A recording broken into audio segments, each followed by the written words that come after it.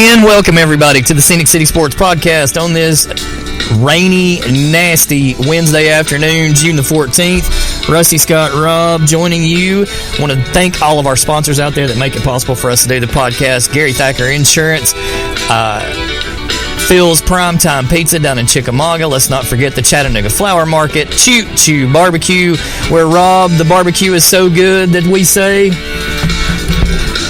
You don't know Q, you don't know Choo Choo. That's right. If you don't know Q, you don't know Choo Choo. Welcome, everybody. As I'm going to back the music down here as we're beginning the conversation.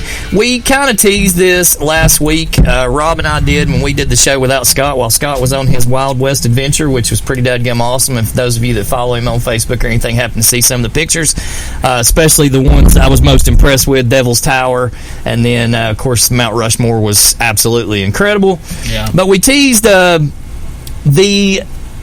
top, and I don't want to say tables, because we brought up several pieces of furniture, and it was basically the top furniture in television history. And I mean, there are lots of iconic furniture. Tables, couches, things like that, things that everybody, if you just show them that piece of furniture, they know exactly what it is. I brought up a few weeks ago on Lulu's Washington, D.C. trip, we went to the Smithsonian, and sitting right there in the Smithsonian sat Archie Bunker's chair with the little end table beside it. And if I guess if you went to every piece, and everything about this is debatable, but if you went and put that piece as number one, there was a strong argument that you're accurate. Well, yeah, I mean... Strong argument. Everybody... Even though there's a lot of great pieces out there, that one could be argued strongly that it could That's be the first one came to mind. Well, you just think about, especially, the one that comes to mind to me immediately, and Rob had actually brought it up, but it was the Honeymooners kitchen table. Because in that era of television...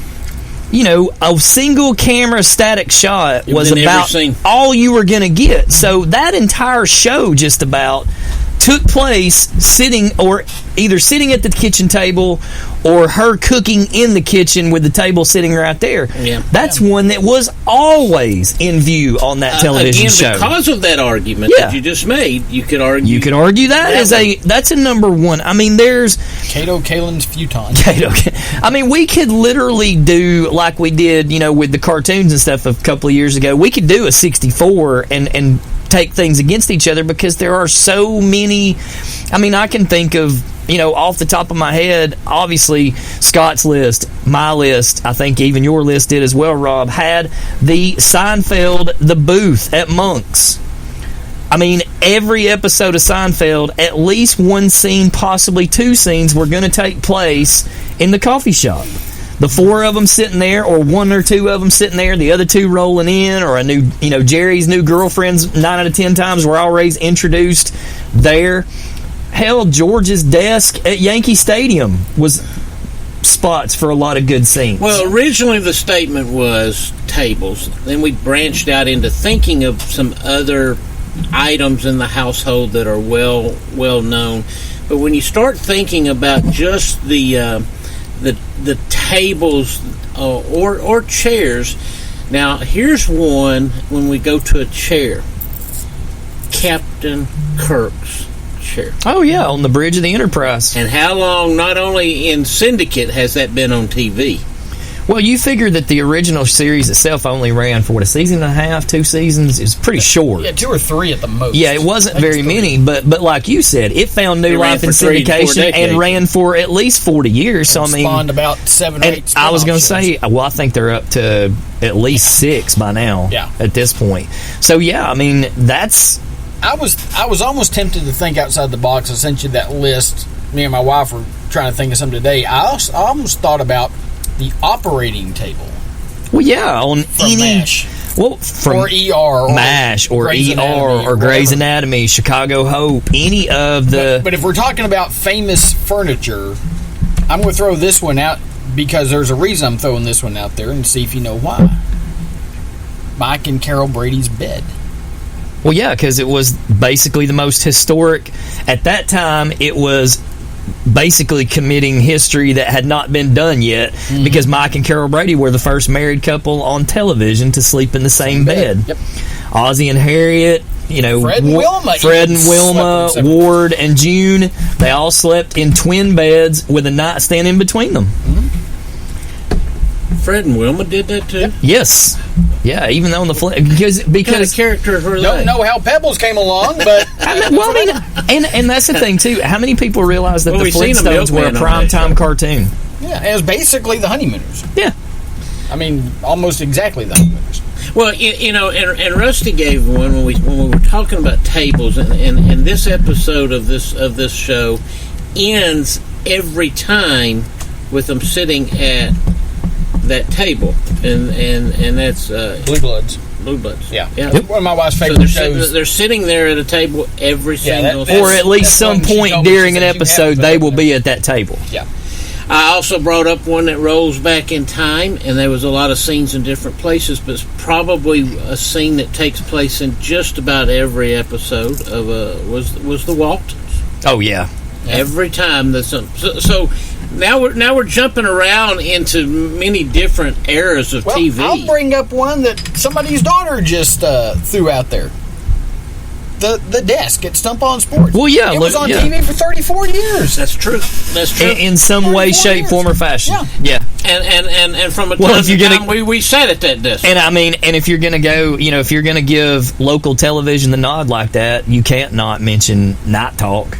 Yeah. I mean, how many years did Judy O'Neill sit at the desk at Night Talk, and how many local politicians, celebrities, how many people sat at that table and talked to Judy? But when we went broad on that desk, and Scott brought up CBS's Walter Cronkite. I brought up Johnny Carson. You said Johnny Carson. And we talked about Sports Center. I said Sports Center. And all three of those desks, so to speak, are very recognizable, iconic pieces of furniture that are out there. Narrowing it down to a top 10 will be very difficult. We've done this in other, especially the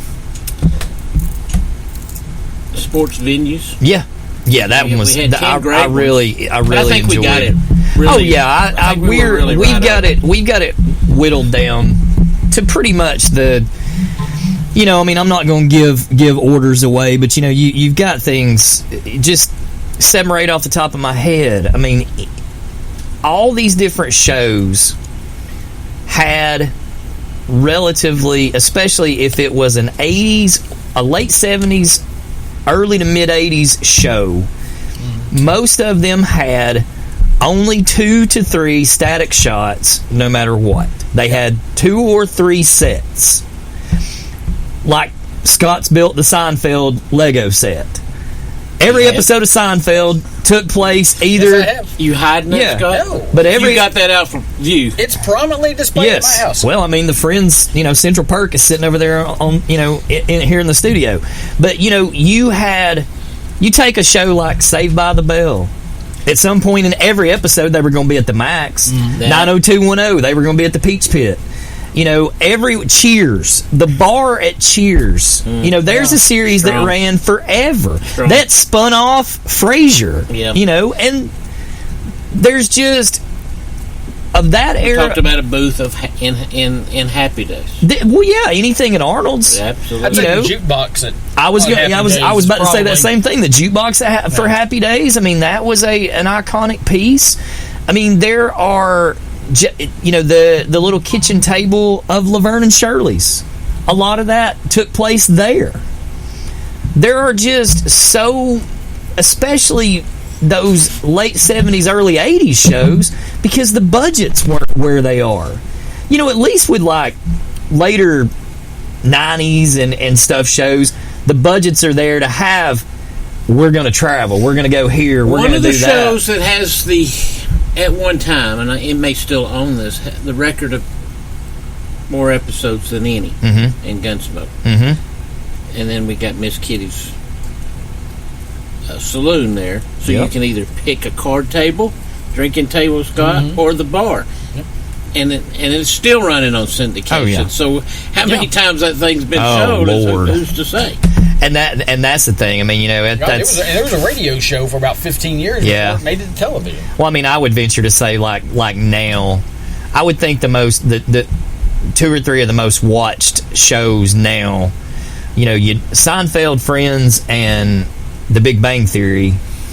Take your pick. There even you can watch them on Delta. Yeah, those. And you can see them. Somebody had said it the other day when HBO did the Friends reunion last year. Somebody had made the statement that in any given hour of the day, you can turn the television on anywhere in the world and find Friends.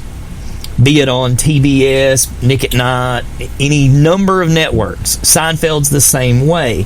So those are shows that now, because of syndication being the way it is, even like you were talking earlier about Star Trek being syndicated. Well, those Star Trek episodes didn't play but about maybe 2 or 3 times a week. These shows now play every day. I mean, you think about, I can watch, if you have DirecTV, I can watch 3 or 4 episodes of The Big Bang Theory on the Eastern network, and then 3 hours in, I can flip back to the Western feed and watch the same 4 or 5 episodes if there's nothing else on TV. And sometimes I do that because of just the noise of it itself. But, there's just a lot of those. Like I said, Archie Bunker's Chair, I mean, that's in the Smithsonian. Again, would be, if you put that number 1, you could make such a strong argument that was somewhat accurate. The directional sign for MASH is at the Smithsonian, but that's one that we've all agreed with is MASH. And that one is, which one do you choose? Do you choose the mess hall because there were a crap ton of scenes at the mess hall, or do you choose the operating table because how many scenes took place of them standing there working on somebody in the operating table? Just like a stacked recreational, not everybody's going to be making the all-star team. Yeah, and there's going to be some good ones that were possibly left out. Of course there is. But me and Scott, I'm throwing my vote in there. I'm turning the keys to the table over to you to pick the top 10. Yes, sir. So if he gets it wrong, Scott, don't call me. Yeah, y'all can get all over me if I do, which I'm not going to. But I think it's definitely something that everybody will agree with. But I want to talk sports for a minute because obviously we've not seen each other since this happened. Scott and I saw each other or talked on the phone, I think, and we kind of mentioned it for a minute. But what do you feel like right now if your name is one Rory McIlroy and you put yourself out there as the face of the PGA Tour and you turn down, God only knows what kind of money that you turn down? 9 figures. Yeah, exactly. Low, and not low 9. And now, the organization that you spent over a year vehemently defending has just kicked you right square in the nuts and said, hey, guess what? We're going to go ahead and join with these guys anyway. Sorry you didn't get one of those fat paychecks that everybody else did. Yeah. Or Tiger. How much money did Tiger... Well, we said he turned down $1 billion. Yeah, we heard that number. Yes. Yeah. Well, certainly they feel betrayed because they thought they were beating the drum to the group that they needed to lead that organization. While that whole time, that organization, and if you saw those numbers that PGA put out there saying, this is what we got to fight with, this is what they got to fight with. Yeah. We can't continue down the path. No matter if Rory's out there praising us or not, we can't do it. Well, I mean, that country, little geography lesson. Saudi Arabia basically sits on a ocean of oil. Mm-hmm. I mean, you can fill your gas tank over there for like a wooden nickel and a pat on the back. I mean, it's the amount of money that they're paying. Who's the soccer player? The guy, there's the one guy that's like the best player in the world, not named Messi. Ronaldo. It's not him. There's one other one that just signed over there for them, and he's literally going to make $1 billion a year. Oh. They brought him over from one of the either one of the English Premier League teams or either from Real Madrid, something like that. But that guy's literally going to make $1 billion a year. You can't compete with that kind of money. And so, like me and Scott said last week on the way to pool, I said, now you feel like you were an idiot if you weren't one of the. Now you can hold your head high and rest on your principles, that you did what you felt like was right for you at that time, and you can, I guess, go to sleep thinking that. But at the same time, if you're married, you're going to have a wife that's laying over on the other side of the bed going, well, honey, we could have had $1 billion, just saying. Well, let's see how many of these golfers now stand on principle and decide not to play. No. That ain't going to happen. And here's the other thing I heard. I heard Brad Faxon say it on the radio the other day, and we talked about it. I think one of the main reasons that all this is happening, and let's make sure we're separating the two. PGA Tour didn't join forces with the LIV Tour. They joined funds with the PIF, who funds the LIV Tour. So the LIV and the PGA are still separate entities here. But with the PGA saying we're going to have all these designated events, and we're going to have $50 million purses for these events, and we're going to be throwing all this other money and stuff. At the same time, they're fighting lawsuits against the LIV Tour. And Faxon said the other day, they've already spent $50 million in court cost in defending themselves in this antitrust suit. Where is the PGA Tour getting all this money from? But that's one of the things I saw. They said we do not have an endless barrel of money, Scott, to continue down that path with them. So we've got to find a way to stop this lawsuit, and we're going to need an influx of cash. And at the end of the day, you can say what you want, money is always going to win out.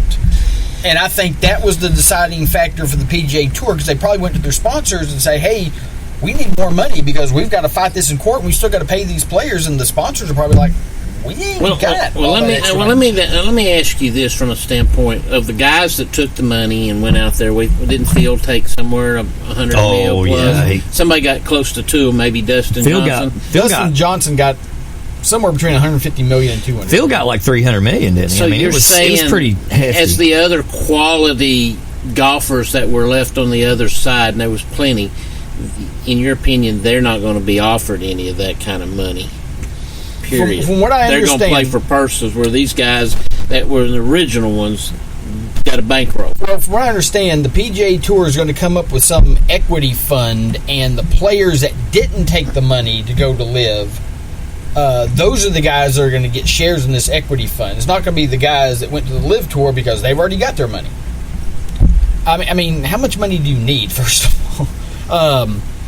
But I also think on the side for LIV, they needed a way to get into the American market better than they were. I mean, they've got a TV deal with the CW.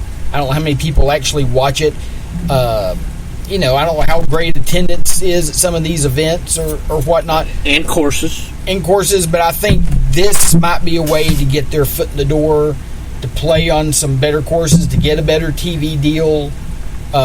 So I think there were... viewership in general. Yeah, I think there were mitigating factors on both sides to kind of bring them together. There's a great story on ESPN.com right now. Jimmy Dunn talking about how he brokered the deal, or helped broker the deal to bring these two sides together, and this went on for weeks and weeks and weeks and weeks. And he told Rory, he said, can I call you in the morning? He said, sure. He said he called him about 6:15 in the morning and explained what was going on, and said, basically, he said, Rory, sometimes it's 280 over water. You got to go for it. Well, and Jimmy Dunn worked for a finance company who lost 40% of its employees in the 9/11 attack. Yeah, no, I get that. And so it was emotionally charged on both sides, but I think he finally realized, and he's only been there since the start of this year. He's only been working with the tour since the start of the year. I think he came to the realization, look, neither one of us is going to win. This thing's going to drag on in court forever, and we're going to go bankrupt in court costs unless we do something. The numbers that I saw, and they may not be accurate, showed, and you may have seen these same numbers, the numbers that PGA put out there, we've spent 50. We have 100 left. They have 629 B as in billion to play. How much longer can we stay in the game? You can't.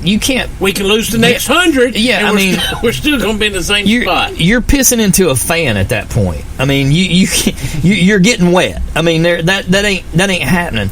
And I don't have an issue with anyone who chose to go. If I had been in the position of a Tiger Woods or a Rory McIlroy or somebody like that, where money was not an object to me, I would have stood on my morals and said, you know what, I've got what I need. I'm going to do what I feel like is right. Yeah. Now, if I'm Cam Smith or I'm somebody like that that's just making my way in the world, that's a hard paycheck to turn down. Absolutely. Of just, here, I'm going to give you this big-ass check before you ever swing a club. Explain your version of Phil, then. Huh? Explain your version of Phil. Phil is. Spent most of it what he had. No. Phil's still got a name. Yeah. And every once in a while, he's still got some game, as he's proven. Phil just likes money. So, I mean, I think Phil was gonna. I think what Phil was thinking is, I think Phil saw a potential future of the Ryder Cup being Live versus PGA, Team Tiger versus Team Phil.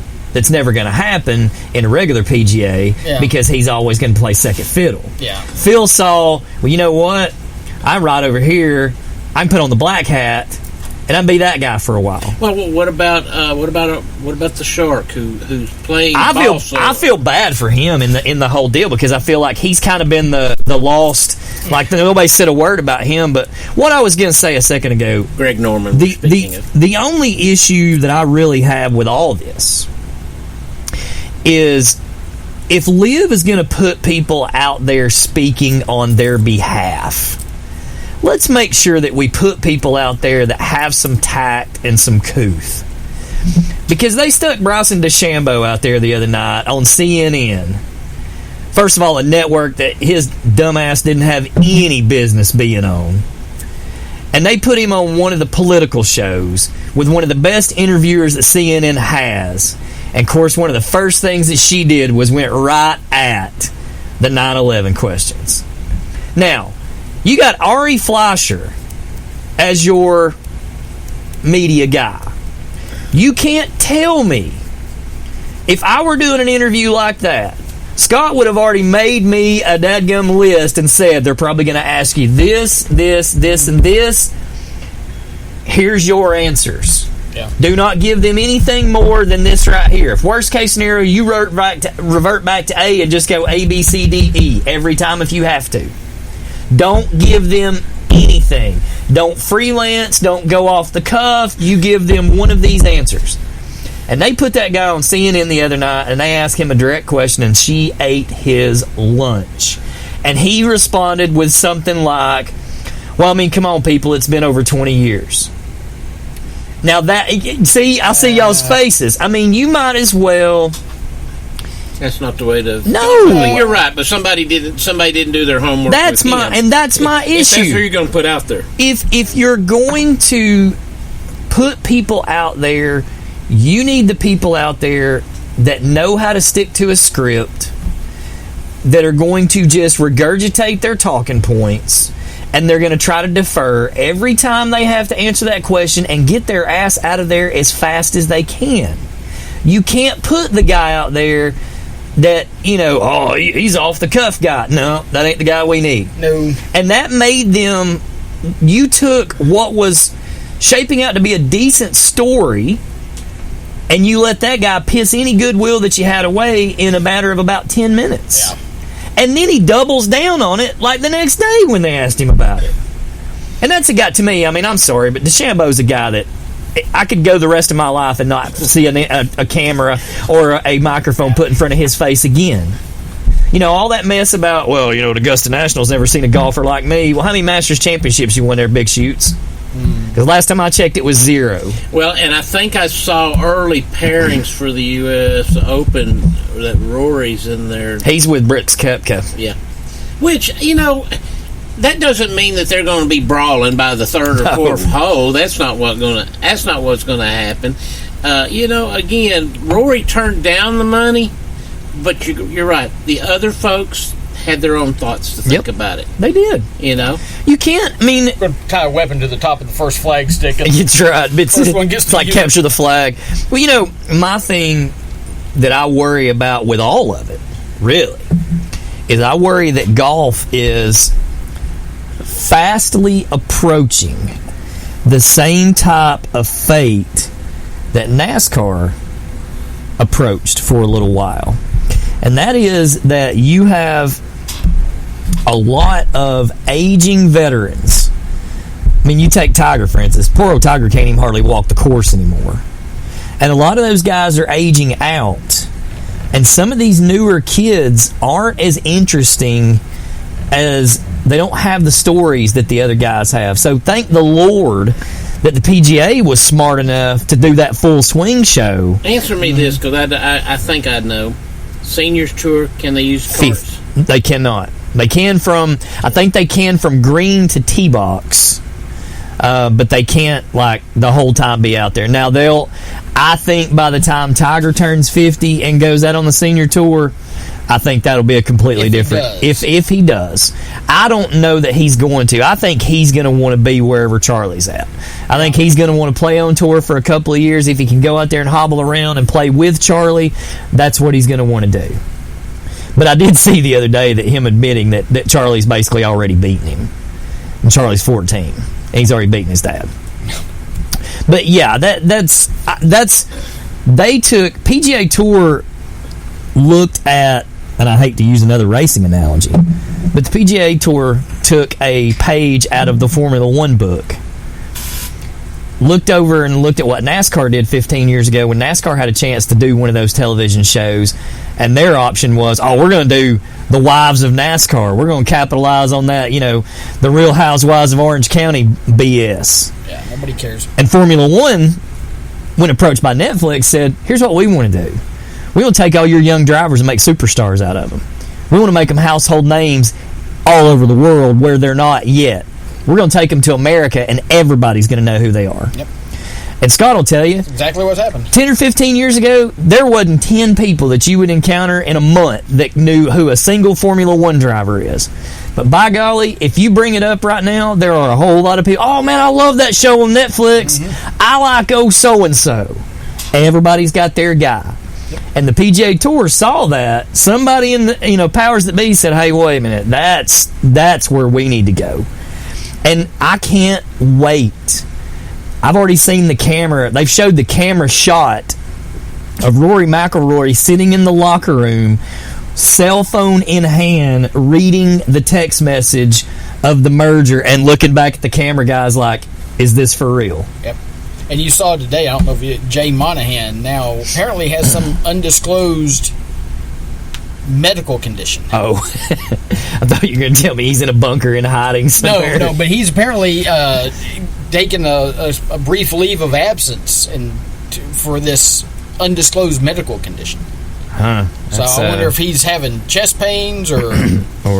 Well, let me say this: Rory probably more than anybody, because he was playing the guy that was carrying the flag out in front. He was the white hat. But there again, Rusty, if we started polling guys that were several places away from his status in the PGA, but yet they didn't get asked to be in the LIV. Oh yeah. But they do like the idea of playing for these crazy purses that are fixing to be influxed into that.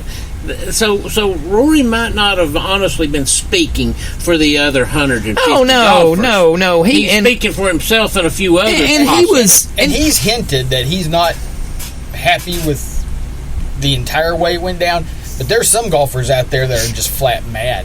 And I guarantee you that absolutely pissed off at the PGA Tour for the way this was handled, for the lack of communication. We didn't know anything about it until after it happened, and then we got an email about it, which basically said nothing. Well, he was getting paid. I hope to God he was. I mean, the PGA, I had read somewhere that it was speculated that he was the one, that they chose him and approached him because of how well spoken that he was, how popular that he was, and that he was. I had read somewhere that he was making an amount of money to do it. Who? Rory McIlroy. That he was being paid by the PGA to be the white hat guy. Even though they knew they probably wasn't conceding from the beginning But after a period, well, now that it's over with, $50 goes down, and you say, we got 100. You kind of got to admit it now. It's going to evaporate at this pace. But apparently, the player board, what do they call it? Player. The advisory council. Yeah, player advisory council had no clue. Yeah, none of them were even aware that the negotiations were taking place.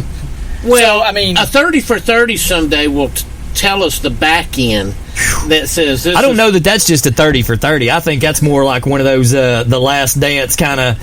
Somebody's got to hold their cards close to their chest till someday they can share. Speaking of, I watched one of the episodes of the one on Walton last night. Incredible! If you get a chance to watch it, watch some of it. It's great. I've caught part of the American Gladiator one. Oh yeah. Which everybody says is amazing. So I have yet to see it in its entirety. Seen some parts of it. Let's say that it's let's say that if we take different regions of America, that there's some places in America that right now it's a great time to be a sports fan in those particular areas. Can we all agree that South Florida is not exactly one of the best places to be a sports fan at this very moment? I mean, now you got to. Granted, your teams played for the finals, but didn't come away with nothing. But in 2 weeks' time, you lost. You lost it. That Stanley Cup. They seriously. Last night was 9-4. Well, when Kachuk, and I found out he bruised his sternum. Oh no, he cracked his sternum. His sternum. When he went out, their chances were gone. They had that dude duct tape together with like K-tape and their chances were gone. I mean, I didn't expect them to win anyway, but and let me throw something out there to the casual sports fan that doesn't necessarily watch hockey and doesn't understand what kind of an ass whipping that was last night. It was 9-4 in ice hockey. 9-3, yeah, I'm sorry. If you just... I think it was two empty netters. If you just translate that over to football... What were we talking about? 63-28 to 21. Yeah, 63-21. And the people asking the question, how did they get in the Final Four? It was 42-7 basically after the second period. Well, that's Bama taking on Notre Dame that begged their way into and it. For the and I think for the Stanley Cup Finals, it was what did I see? It was like 51-7. Or something like that. Goals. I mean, it wasn't that high. It was like 30, I think. But I mean, it was a ridiculous because they scored 9-1. They scored like 6-1. Yeah, I've never seen. Goalies at that level are all good. How do you get 9 past the goalie that's sitting in the finals? Everything just goes the west. Yeah. I mean, a bounce here. I mean, I saw highlights last night, and one of them, it was a shot he never saw. I mean, you could see the puck was in the net, went by him, and then he turned his head to see what went by his head. Did you see the brawl in Game 4? Oh, yeah. Good Lord. I hadn't seen a fight like that in the NHL in a long time. That was a good one. Right at the end of the game, next thing you know, everybody and their brother, even the water boys, are out there throwing hands. Something on a positive side. The peanut vendors are going after him, and by God, if I could get down there, I'd go after him too. Most of this area, I mean, now we've got Tony and company out of Knoxville heading to Omaha. And last year's team... Where you at, Arkansas? Last year's team was... Where you at, Vandy? Was tremendous, and they didn't get there. I said it last year. It was one of the most epic fails of a team that had so much talent and so much hype about them, and they don't even go to Omaha. This year's team has been entirely different. It has scrapped and clawed. It's had good weeks and bad weeks, and they've been up and down a lot. But now they're going out there, and it's how you're playing at the end. It's not what you were doing in March. So I think there's a different type of club playing under the UT logo right now than it was playing in March and April. It's whoever gets hot. And look, us Tennessee fans can remember 25 years ago, Peyton Manning and this great Tennessee team, and they didn't win a national championship. And then Peyton graduated, and Peyton went on the NFL, and T. Martin came in and took a team that didn't have a ton of superstars, but they had chemistry, and they got it rolling and won a national championship. So again, thank you, Arkansas. Yeah, where you at, Arkansas? I get so tired of the Arkansas people. They hate Tennessee's coach because that's where he came from, and now he's winning over there. And LSU don't care for him either, and they get that they start out Saturday. LSU fans are on my last nerve on Facebook, but we're gonna play the game anyways Saturday. Sorry, I know you're going to win because you got two of the best three players in the country, but we're going to play the game anyway, and God help you if you lose because I will not be nice. And let me say, take that, Liv. Football Wake Forest is one that scares the crap out of me. Football tends to be the more dominant team wins the game on a large scale of time. Baseball's a funnier sport, Scott. Sometimes the lesser talented team, even though that I'm not saying that UT don't have talented people, but maybe let's say LSU's got more talent, or at least on paper they got more talent. Some scout says they got more talent. That doesn't mean that they win the battle. No, it's all about chemistry a lot of other factors. And who's got somebody goes out there and pitches a great game. Somebody makes an error on the other side. These are little things that it's the little breaks that happen in baseball. We saw that with Ringo state title game. They could not get a break. Every break went. They hit into a double play with bases loaded, one on, and a simple double play. I mean, I will still say that Ringo, top to bottom, was a better team than that Harlem team, but they could not get a break that night, and everything that went against them, it just all conspired, at the wrong time. And again, Ringo loses 2 straight 2-1 games. That's crazy, right? To lose both games by 2-1.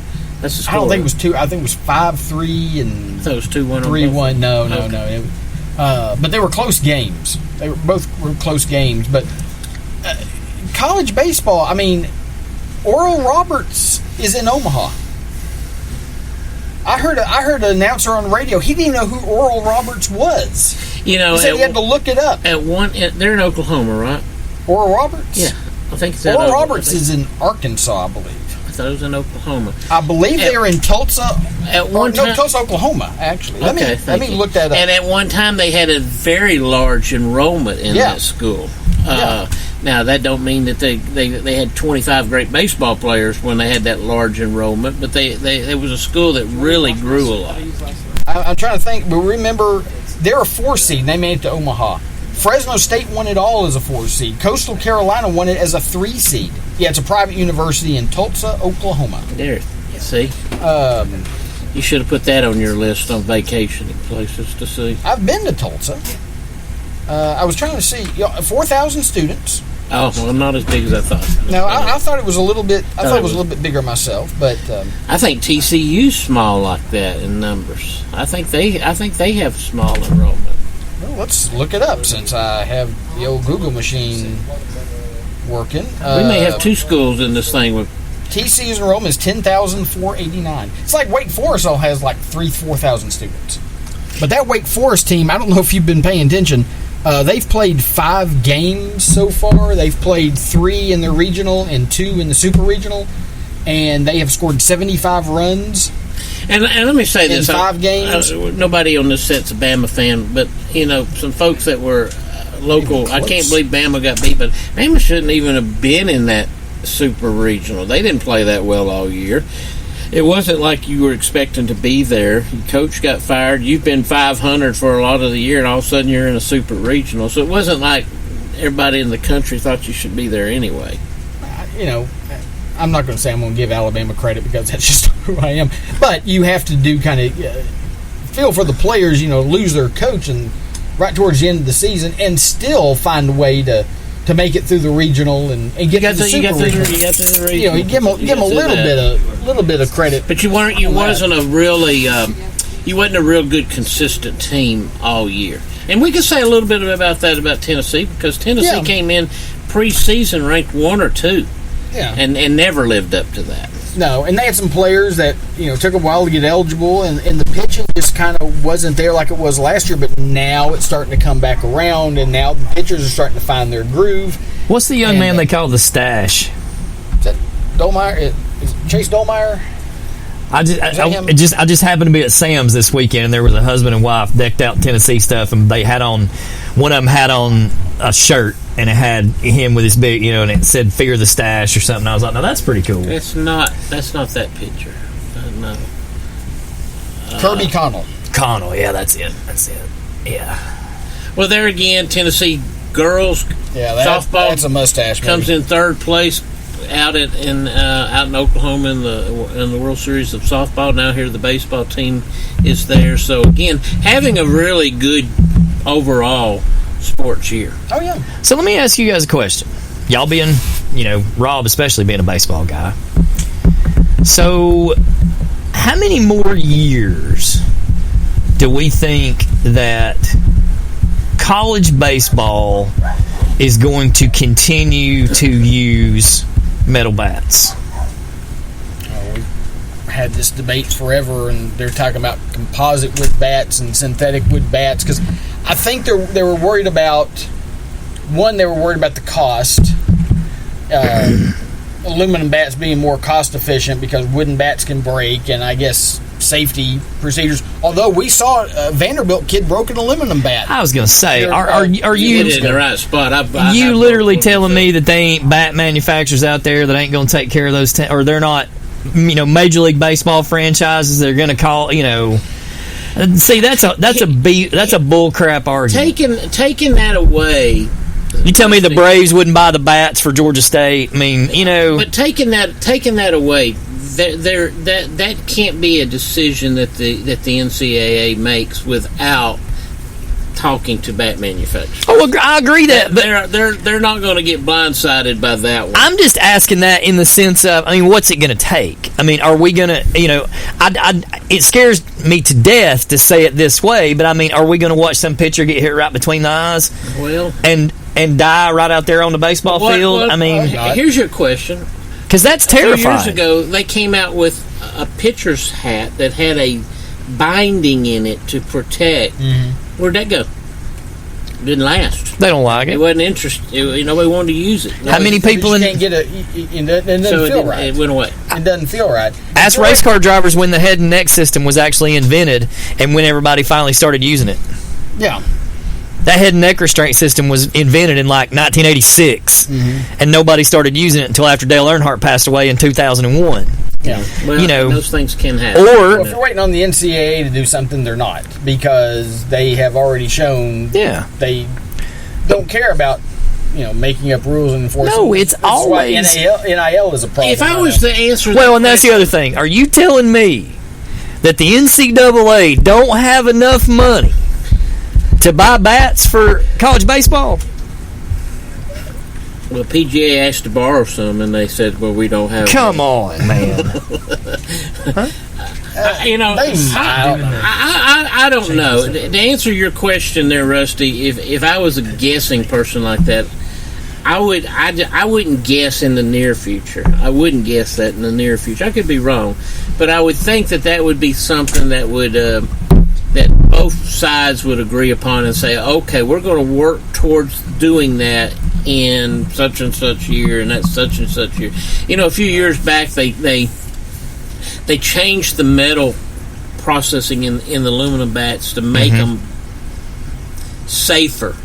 It also cut down on numbers as far as home runs and stuff like that. So they've gone back again and putting some of those live bats back in hands. Right. I don't know if they're as live as back, 17, 18 years ago. Oh, Lord. I don't know if they're that live right those now. Carbon fiber ones they brought out there for a couple of years, if you could keep one of those together. But I will tell you that. I'll tell you that. I remember graphite bats came around 30-some-odd years ago when kids were swinging them and breaking them. And I'm fixing to go there. There was nothing to buy a $400 aluminum bat, and 3 months later, I have to buy another one. It's used. I watched Nate Rochester hit a home run one time using one of those Worth carbon fiber composite or carbon fiber hybrid ones. He hit a home run at Lafayette to dead center field with the wind blowing in from center field, and it was about 35 degrees. It was a piss rod over that middle fence at Lafayette. We were in Lafayette. Yeah, sitting in basically a cinder block. Yeah, before they. Yeah, and the wind was blowing. The wind was blowing dead in, and we were about to freeze in there. And he hit one straight away to dead center field with the wind in his face. That flag is almost straight in stiff and rigid. Yeah. Well, and again, and 360 kept going. And Nate Rochester was one of the finer ball players we had in the area to watch. I'm just getting at that bat, though. He's a good ball player. Well, I wonder if it's an environmental concern, because if you're talking every college team suddenly using wooden bats, then that's a whole lot more trees they're going to have to cut down and stuff like that too. But anybody, I wonder. That's why I've heard so much about composite bats and synthetic woods and stuff like that. And I think maybe the technology just isn't there yet. People don't realize I'd love to see wooden bats in college. I just don't know if it'll happen. You know that like Louisville Slugger and Carolina Crusher and all those different bat companies they have basically bat farms. Yeah. I mean, they have designated lands. I think it's Pennsylvania is where Louisville Slugger gets most of theirs, because that's where apparently the best hardwood is.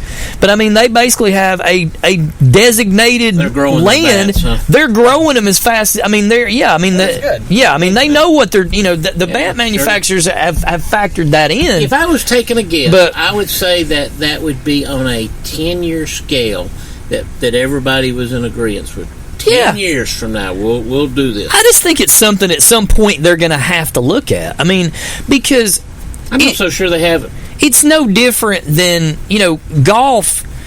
They bitched about it a while back. Golf did. You give guys like Dustin Johnson and, a young Tiger Woods, a Bryson DeChambeau, when you give guys like that the golf ball that you give those guys, that golf ball, you compare that golf ball to the golf ball that Jack Nicklaus played in the 70s and 80s to win all his majors. Not to mention the sticks. Yeah, just a ball. Yeah. Take the same clubs, let Jack at 27 with his persimmon wood driver hit the Wilson Staff ball that he was playing, and then hand him a Pro V1 and see which one travels for. And I guarantee you, I mean, those guys back in those days were smoking those balls 300 yards with persimmon head woods.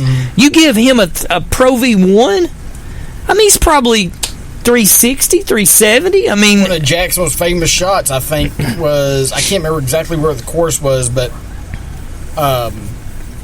might have been Cherry Point now I think about it, but anyway, 360 with a 1-iron. Good. And stiffed it to about a foot from the hole. And we all love talking about Jack Nicklaus, but on a negative note, I didn't think he looked good the other day when he was in his tour. He looks like he's not feeling well. Well, he's getting up in age too. Some odd years old.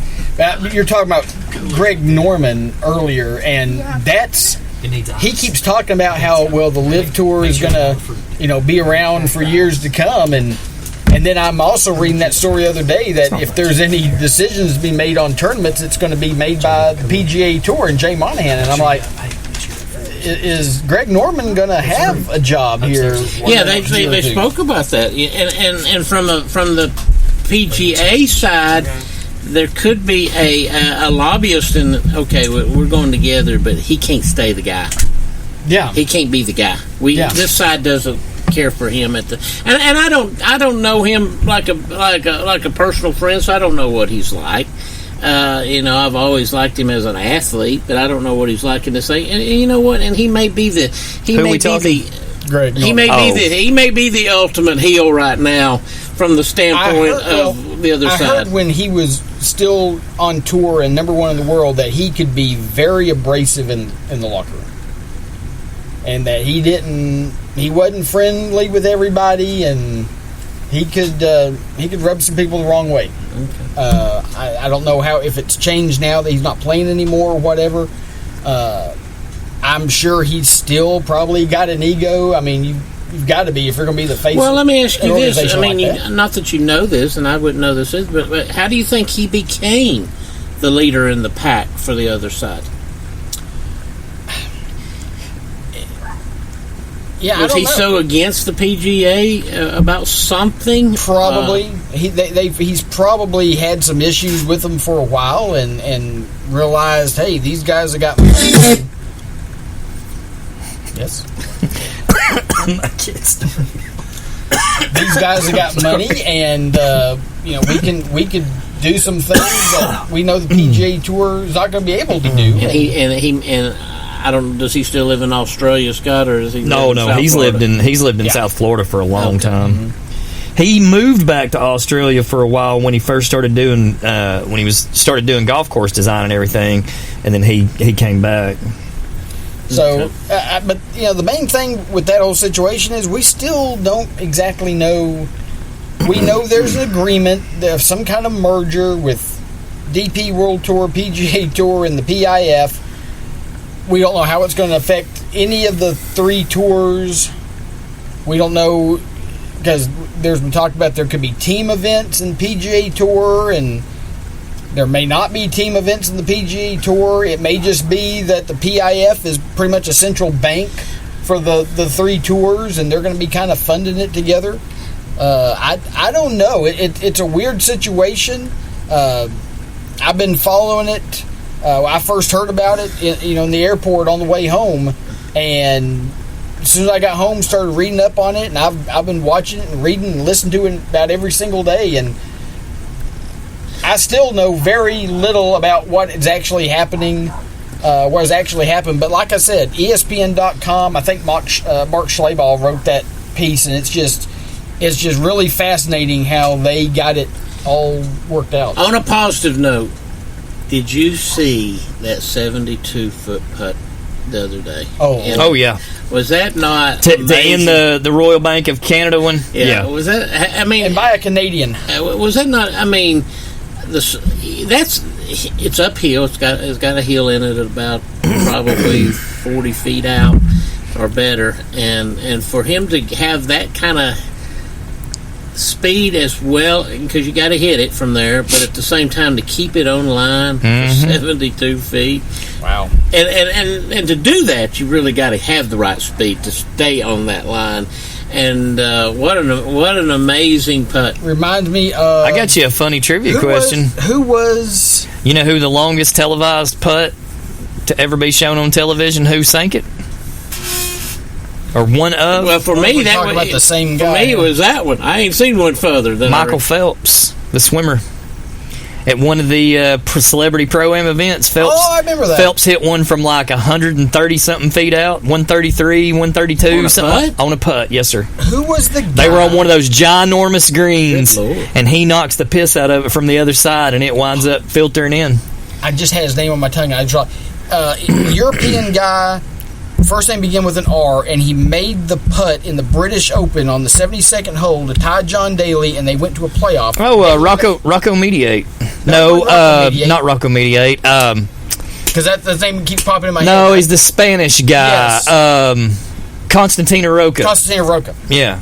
He made about a 75-foot. What about? I mean, and to tie. Anybody remember the one that Remember the one that Hale Irwin made in the 1991 U.S. Open to tie the kid from the kid Mike Donald who had led wire to wire. But then the rest of that story, one of his friends, for lack of a better description, I think he was a golfer, come out there, shooting champagne over him, and the security guard gives him the edge. Gives him the boot. No, the what's Roman Reigns ending? The Superman punch. Not that one. The spear. The spear. He gave it. The guy gave him the spear. Yeah. Speaking of, did y'all see the new belts that were handed out this week? I saw the women's. WWE has gone back to one belt.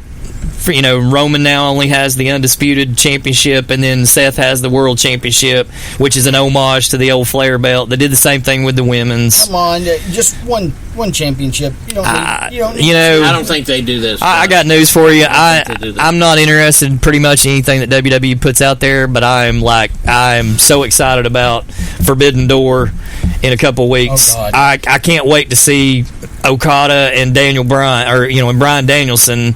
That will be one of the best wrestling matches in the last 10 years. We will be watching it at Studio Z. I'm just going and telling you boys now. So y'all be ready. We will definitely be getting that one. I don't think I'm going to be missing that one. Oh no! That Omega and Ospreay were going to be enough. That's Danielson. Well, and then you got now Aussie Open, and somebody I think is fighting that night, and then there's 4 or 5 big time matches. Yeah, I mean you've got. Well, you'll wind up with a. I think that night's when you'll wind up with a blood and guts with Blackpool Combat against the Elite, possibly. But then, I don't know if you've seen the latest stuff. Bullet Club now has officially invaded AEW because you have Bullet Club Gold, which is Juice Robinson and Jay White, and they just added the Guns. Yeah. Austin and Colton, the Gun Club, which I'm telling you, that's perfect for them. Well, and I also read yesterday that there is a chance that X-Pac is going to wind up with a short run before it's over with. And I'm telling you, if you've not had a chance to see him in this last run, his last hurrah, Jeff Jarrett has been a joy to watch. Yes. He is the same old Jeff Jarrett that everybody loves to hate. But that cat at his age can still go out there and go every night. And he looks in great shape. He does. And he was in the final match of Ric Flair. Yes, him and Jay Lethal. Well, that Flair was going to go out there with people he knew could protect him, and Jay Lethal, I don't care what anybody says, that might be one of the 2 or 3 safest wrestlers that's ever lived. You don't ever see anybody walk out of one of his matches having been injured. No, he's just now. I wished I could say the same for like Seth Rollins and a couple other ones, but Jay Lethal is AJ Styles another one. I mean you don't ever see him hurt somebody. But no, they do everything in their power to keep him as safe as possible. Did you see Samoa Joe is making his acting debut? There's the old video game Twisted Metal, the one where you had like the crazy race. There was the ice cream truck that was driven by the clown named Sweet Tooth. Yeah. Well, Samoa Joe's going to play Sweet Tooth in the series, and he's big old crazy looking clown dude. What do you think about the Gran Turismo trailer? Have you seen it? I did see it. I think it looks pretty good. I saw the trailer for Secret Invasion. Yeah, that starts and from today. That's going to start pushing into Secret Wars, which will be the second of the 2 upcoming. Starts, if you're a Star Wars fan, Ahsoka starts in August, which is going to be real good. I've got my wife watching Andor now because she missed it the first time it came around. I'm like, you've got to watch I'm finally caught up now in the Marvel universe. Watched Ant-Man, watched Quantumania, which is really, really good. I haven't seen Guardians 3. Me too. I hadn't seen it. Finally saw Wakanda Forever. That's incredible. You called him Jantor? A minute ago. Andor. Okay. Any relation to Cassian Andor? No. Any relation to Gigantor? Gigantor never could get enough push to win the slightly different. Gigantor. It was a short push for Gigantor to win the cartoon. He was a 16 seed. And I believe he got 3 votes. The Wichita State Shockers of the cartoon world. No, there's some good. The Marvel Cinematic Universe is fixing to go in some really cool directions, and I'm here for it. I think they're gonna, but I'm also, I don't know what they're doing to print money the way they are. But there are literally A-list actors leaving the DC universe to go to the because Jason Momoa is leaving the role of Aquaman to go play. He's going to play somebody in the Marvel universe. Margot Robbie is coming into the Marvel universe. I think she's playing. The Invisible Woman in the Fantastic Four movies. I thought I read. But does that mean that he's giving up Aquaman? Yes. Somebody else will replace him. Yeah, and they're going to have to be careful with that because he made Aquaman cool. Yeah, he may own that. And we're going to see the next. Well, he took a character that has never been cool and you made him cool. So I'm in Wakanda Forever, we got to see Namor for the first time, which is going to be cool. Eventually he'll make that face turn. I just want to see what they do with the actor that's playing Kang the Conqueror because he's in he's in some controversy, and he's the big key to the storyline for the next 3 years. Oh, yeah, because that was the Council of Kangs is coming up. That was the whole thing at the end of Quantumania, the hidden scene with the... I mean, Avengers is the Kang Dynasty. I mean, there's 2 Avengers. And then Secret Wars is the second one. Like, so, you lose him, you're going to have to either replace him with somebody or... I don't know, but it'll be interesting. Well, folks, that's going to do it for us tonight. We appreciate you tuning in with us. I think we're through trips for a little while, so we're going to try to get back onto a normal schedule starting this upcoming week. We'll probably see you guys or talk to you guys on Wednesdays like usual. I still have one small one coming up in July. Well, I have a little one too. Lulu's heading to a volleyball camp. Driving cross country again. Be on the lookout. Probably by Friday, I'll post a video of our 10 most famous pieces of television furniture. You will see that at that time. But appreciate everybody for tuning in, listening to us. Appreciate it for all the sponsors that make it possible for us to be here. We will catch you guys next time around.